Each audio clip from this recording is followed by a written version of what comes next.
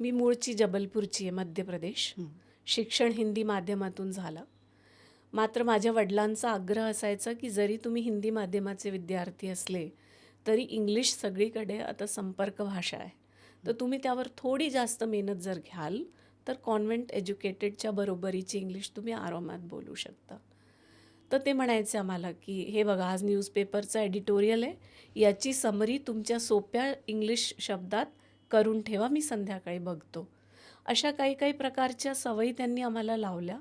त्यामुळे मग आम्हाला हिंदी मीडियमचे असूनसुद्धा इंग्लिशचा काही त्रास झाला नाही, एक ही गोष्ट.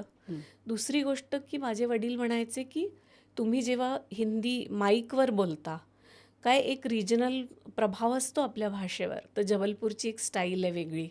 पण म्हणे माईकवर जेव्हा तू बोलते, इतरांशी बोलते, तेव्हा रिजनल टच नको यायला.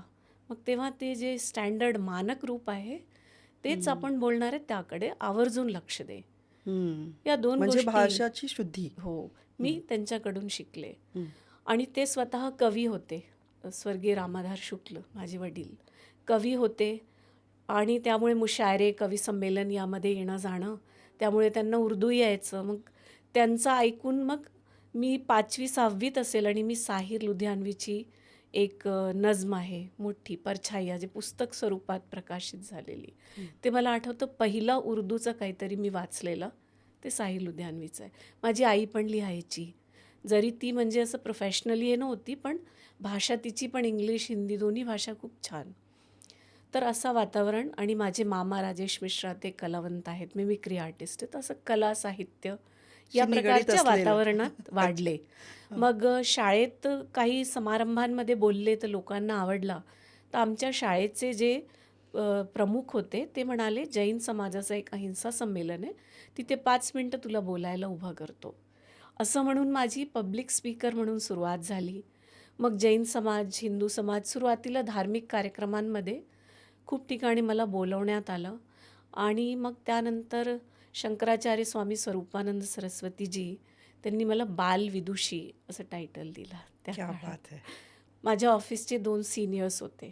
ते म्हणे, बघा मॅडम, तुम्ही ना अगदी लहान मुलं कसे अडखळत बोलतात तशी सुरुवात करा. जी व्यक्ती तुमच्यावर हसेल ती त्याची चूक आहे, कारण तुम्ही तर नवीन शिकण्याचा प्रयत्न करताय. मग मी प्रयत्न केला, सुरुवात केली. माझ्या घरासमोर एक करपटे म्हणून एक ताई आहेत, त्या साहित्याचा मोठा अभ्यास आहे त्यांचा. तर त्यांच्याकडे जाऊन काही वाचत बसायचं, मग त्या सांगतील, हे बघ असं नाही असं, मग चुका काय होत मग आहेत त्या शब्दावली सांगतील. पण त्याच्यातनं हो, काढायला वगैरे शिकवलं. असं झालं. आणि मग निवेदनाचं असं झालं ना की नागपुरात मी BSNL मध्ये काम करत असताना BSNLचे काही कार्यक्रम केले. मग मला SBIनी बोलवलं, मग इतर संस्थांनी बोलवलं. तर अशा प्रकारे इथे एक निवेदिका म्हणून माझा प्रवास सुरू झाला. नंतर मग मी 2018मध्ये BSNLमधून स्वैच्छिक निवृत्ती घेतली, कारण या क्षेत्रात काम वाढलं आहे. तर आता मी निवेदन, सॉफ्ट स्किल ट्रेनिंग याचं काम करते.